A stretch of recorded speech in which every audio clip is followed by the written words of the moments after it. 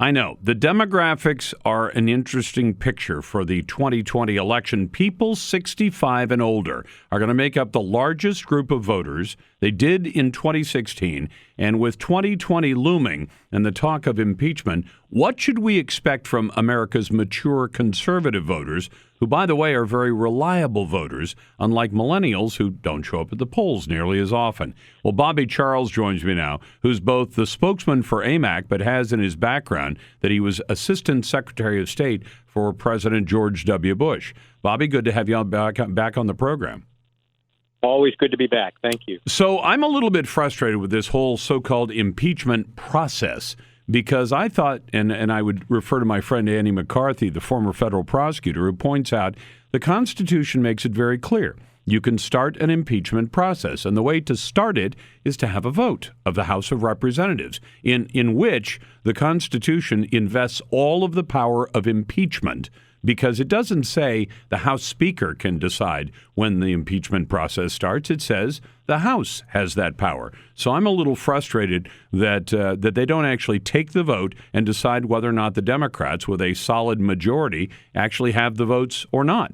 They've already done a couple of votes, and the votes came out pretty unclear. Well, they were clear in the sense that they said no the first couple of times a vote was taken. I don't think they want to take another vote, but I'm curious how you see the mature conservative voters shaping up as we head toward the fall of next year.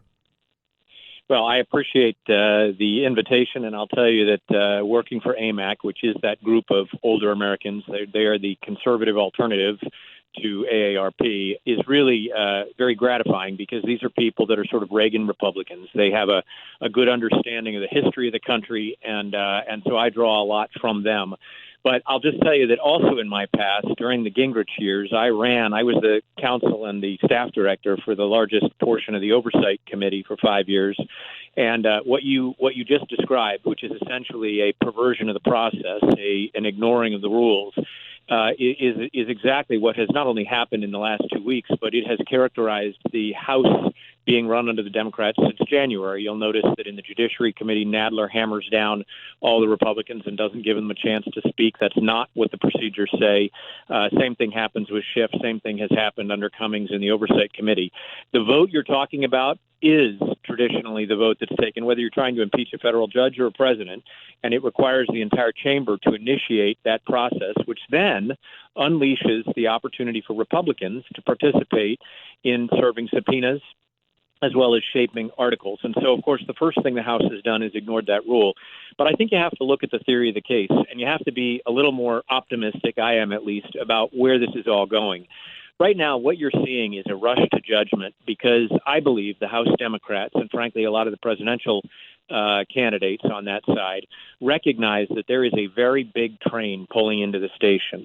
We're about to get a number of things at one time. We're about to get the Department of Justice release of an IG report on the FISA process, which was probably abused by the last administration. Absolutely. You will see the U.S. Attorney in Connecticut, at the direction of the Attorney General, begin to come back with his findings. There have been more than 130 interviews of senior State Department people, getting all of this, really trying to get at the heart of what was the origin of this Russia collusion probe. And I think you have to segue straight in to the Biden issue. What did he do? He went over to Ukraine, and we know that he basically violated the Foreign Corrupt Practices Act over there. And what did the president do? The president, under his attorney general and with the support of Giuliani, was trying all over the world, frankly, to get to the origins of that Russia collusion probe.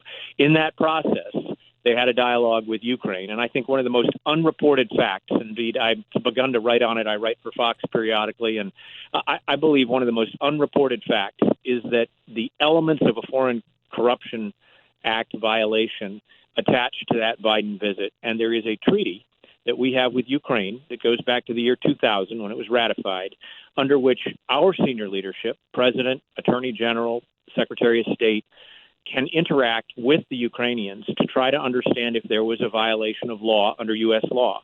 So I think what you're going to find is this is a house of cards. This rush to impeachment is really to try to get there ahead of the big train that's pulling in.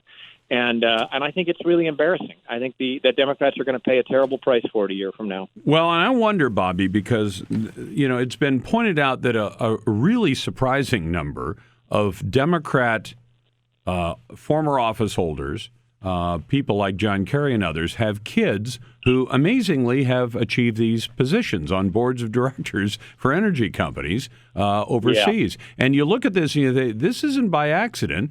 This is a convenient way for people who are in those positions to get their kids paid a lot of money, which is constructively the same as as paying the money to the person involved. You're paying it into that family. I mean, if somebody, I'm very careful and have been throughout my career not to get myself in compromising positions. But if somebody said, "Hey, Lars, I want to pay your kid $1,000 a week to come and mow my lawn," I would know what was going on there. And Joe Biden knew what was going on with his kid. And one of the, I'll tell you another underreported fact, Bobby, and that is when I heard that he was making $600,000 a year, Hunter Biden was, I called a friend of mine who's in finance. He runs his own financial services company. I said, "What does it typically pay if you're on a big name board of directors like Nike or Intel or Microsoft?" He said about $100K a year. About $25,000. Now, there are a couple of real unusual cases that go as high as $200,000.